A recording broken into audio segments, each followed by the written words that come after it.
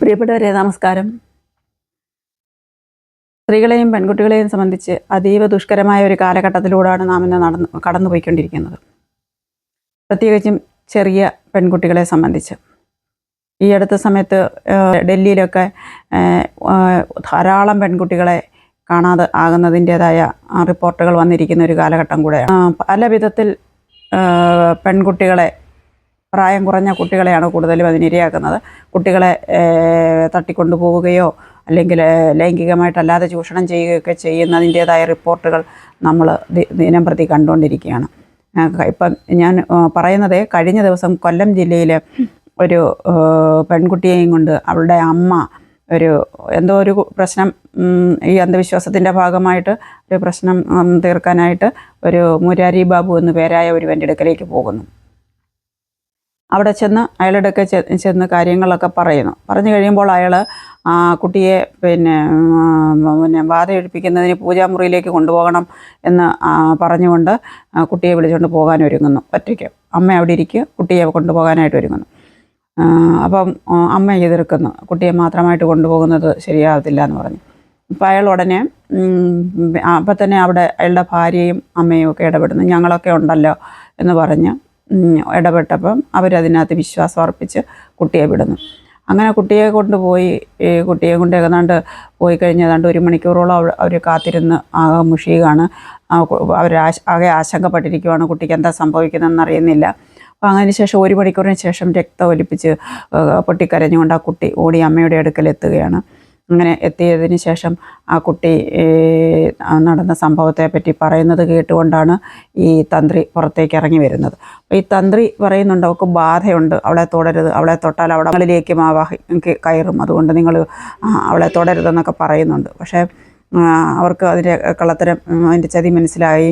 അവർ വേഗം തന്നെ പിന്നെ പോലീസിനെ വിവരം അറിയിക്കുമ്പോഴത്തേക്കും അയാൾ പുറകിലത്തെ കതവ് തുറന്ന് വേഗം ഓടി രക്ഷപ്പെടുന്നതിന് വേണ്ടി ശ്രമിക്കുന്നുണ്ട്. പക്ഷേ പോലീസ് അയാളെ കണ്ടുപിടിച്ച് അറസ്റ്റ് ചെയ്യുന്നുണ്ട്. അപ്പോൾ ഇവിടെ എനിക്ക് നിങ്ങളോട് പറയാനുള്ള ഈ സംഭവമായിട്ട് ബന്ധപ്പെട്ട് ഞാൻ കുറച്ച് കാര്യങ്ങൾ സംസാരിക്കാനുണ്ട്. ഈ പുരുഷന്മാരെ സംബന്ധിച്ചെന്ന് പറഞ്ഞാൽ എത്ര സ്ത്രീകളെ ഉപയോഗിച്ചാലും മതിയാകാത്ത ചില പുരുഷന്മാരുണ്ട്. പൊതുവെ നമ്മൾ പൊളോഗമസ് ജീവികളാണല്ലോ മനുഷ്യർ.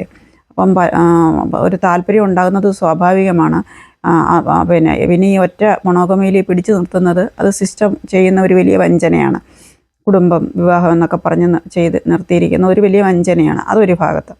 മറുഭാഗത്ത് ഇതിനകത്ത് നിന്നാലും പുരുഷന്മാർ അവർക്ക് കിട്ടുന്ന പരമാവധി ജീവിതം ആസ്വദിക്കാനായിട്ട് ശ്രമിക്കാറുണ്ടെന്നുള്ളത് ഒരു വസ്തുത തന്നെയാണ്. അപ്പം അങ്ങനെ അവർ ഏറ്റവും തിരഞ്ഞെടുക്കുന്നത് ചെറിയ പെൺകുട്ടികളെ കയ്യിൽ കിട്ടുന്നെങ്കിൽ ആസ്വദിക്കാനാണ് അവർ ഏറ്റവും അധികം ശ്രമിക്കാറുള്ളത്.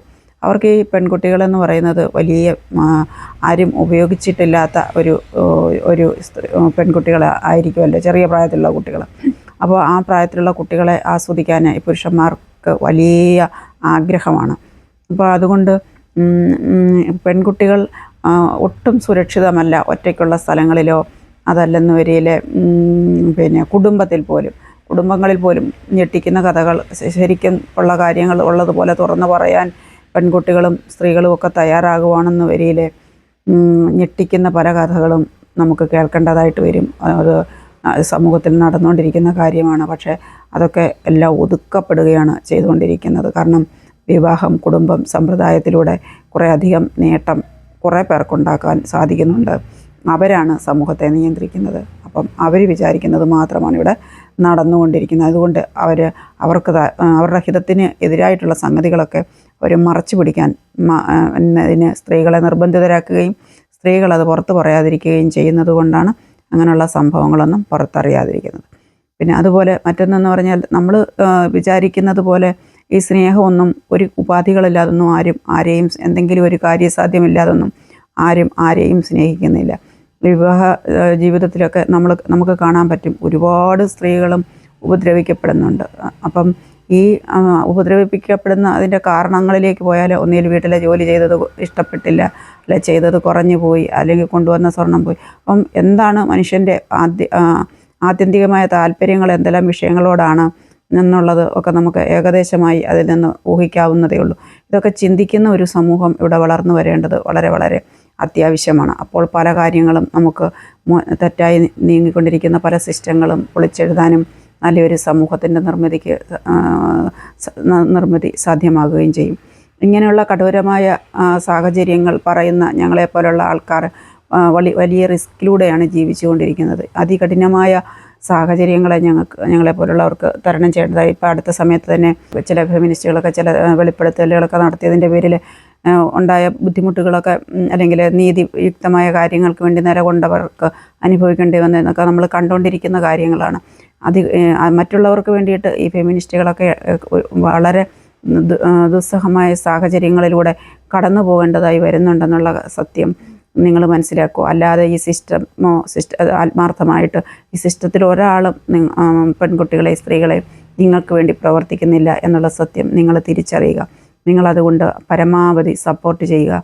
പിന്നെ ബാക്കി കാണുന്നതൊക്കെ വെറും കള്ളത്തരങ്ങളും, നമ്മൾ ഈ സമൂഹത്തിൽ കാണുന്നതെല്ലാം കള്ളത്തരങ്ങളും കാപട്യങ്ങളും ചതികളും വഞ്ചനകളും ഒക്കെയാണ്. കാണുന്നത് നമ്മുടെ ചെവി കൊണ്ട് കേൾക്കുന്നതോ കണ്ണുകൊണ്ട് കാണുന്നതോ ആയ കാര്യങ്ങൾ മുക്കാലും സത്യങ്ങളല്ല. അതിൻ്റെ എല്ലാം പിന്നിൽ ചാരം മൂടിക്കിടക്കുന്നതാണ് മറ്റ് സത്യങ്ങൾ. നമ്മളീ പുറമേ കാണുന്നതൊക്കെ വെറും പാട്രിയാർക്കിയെ സംരക്ഷിച്ച് നിർത്തുന്നതിന് വേണ്ടിയിട്ടുള്ള ചില കപട നാടകങ്ങൾ മാത്രമാണെന്നുള്ള സത്യം നിങ്ങൾ തിരിച്ചറിയുക. അതുകൊണ്ട് പെൺകുട്ടികളെ സ്ത്രീകളെ നിങ്ങൾ വളരെയധികം സൂക്ഷിക്കുക. വളരെയധികം സൂക്ഷിക്കേണ്ട ഒരു കാലഘട്ടത്തിലൂടെയാണ് നമ്മളിപ്പോൾ കടന്നു പോകുന്നത്. സ്ത്രീകൾ അതീവ ധൈര്യവതികളാകേണ്ടതും സത്യസന്ധരാകേണ്ടതുമായ ഒരു കാലഘട്ടമാണ്. പുരുഷന്മാരും സത്യസന്ധരായിട്ടും പിന്നെ മുന്നോട്ട് പ്രവർത്തിക്കാൻ തയ്യാറായിട്ട് വരേണ്ടവരായിട്ടും ഉള്ള ഒരു കാലഘട്ടം കൂടിയാണിതെന്ന് പുരുഷന്മാരെയും ഓർമ്മിപ്പിക്കുന്നു. എല്ലാ പുരുഷന്മാരും മോശമാണെന്നുള്ള അഭിപ്രായമൊന്നും എനിക്കില്ല. പുരുഷന്മാരിൽ തന്നെ പിന്നെ വ്യവസ്ഥിതിക്ക് കീഴ്പ്പെട്ട് നിർബന്ധിതരാകുന്നത് കൊണ്ട് മാത്രം തെറ്റ് ചെയ്യുന്നവരുണ്ട്. പിന്നെ അതിൽ കിടന്ന് വലയുന്നവരുണ്ട്. പാട്രിയാർക്കിയെ കാരണം വളരെയധികം ബുദ്ധിമുട്ടുന്നവരുണ്ട് ഒക്കെയുണ്ട്. പാട്രിയാർക്കി കാരണം പുരുഷന്മാർക്ക് എന്തുമാത്രം ബുദ്ധിമുട്ടുണ്ടെന്നുള്ളത് അവർക്ക് സൂക്ഷ്മമായിട്ട് നിരീക്ഷിച്ചാൽ അവർക്ക് മനസ്സിലാകും. അവർ വിചാരിക്കുന്നത് പാട്രിയാർക്കി അവർക്ക് ഏതാണ്ട് ഫുൾ ബെനിഫിറ്റാണെന്ന്. അവർക്ക് കുറേ അധികം ചില നീചന്മാർക്ക് ബെനിഫിറ്റ് ഉണ്ടെങ്കിലും നല്ല പുരുഷന്മാരെ സംബന്ധിച്ച് പാട്രിയാർക്കി അവർക്ക് വളരെ ദോഷകരമായ ഒരു സംഗതിയാണ്. ആ പാട്രിയാർക്കി തന്നെയാണ് നമ്മുടെ സമൂഹത്തിലെ അധികാര രൂപത്തിലെ സ്ത്രീകളെ ദ്രോഹിക്കുന്നതിനെല്ലാം കാരണമാകുന്നത്. കഴിഞ്ഞ ദിവസം തിരുവല്ലയിൽ ഒരു പെണ്ണിനെ 5-6 പേര് കൂടി ആക്രമിച്ചത് ലൈംഗിക ഇച്ഛ സാധൂകരിക്കുന്നതിന് വേണ്ടിയിട്ടല്ലേ ആയിരുന്നില്ല. അത് അവരുടെ ആണധികാര പ്രയോഗമാണ് നടത്തുന്നത്. പാട്രിയാർക്കിയുടെ ഒരു ടൂളാണ് ലൈംഗികമായിട്ട് കീഴ്പ്പെടുത്തുക. അങ്ങനെ സ്ത്രീകളുടെ പുറത്ത് കാണാൻ കഴിയാത്ത അവയവത്തിലൂടെ അവരെ ഇല്ലായ്മയാക്കി ചെയ്തു കളയുക എന്നുള്ളത്. ഇതൊക്കെ തിരിച്ചറിയുക. ഈ കാലഘട്ടം ഇതെല്ലാം തിരിച്ചറിയുക എന്നുള്ളത് ആവശ്യപ്പെടുന്നുണ്ട്. അത് തിരിച്ചറിയാൻ നിങ്ങൾ അതീവ ശ്രദ്ധാലുക്കളായിട്ടിരിക്കുക. ശരി, ഇത്രയും കൊണ്ട് നിർത്തുന്നു. നന്ദി, നമസ്കാരം.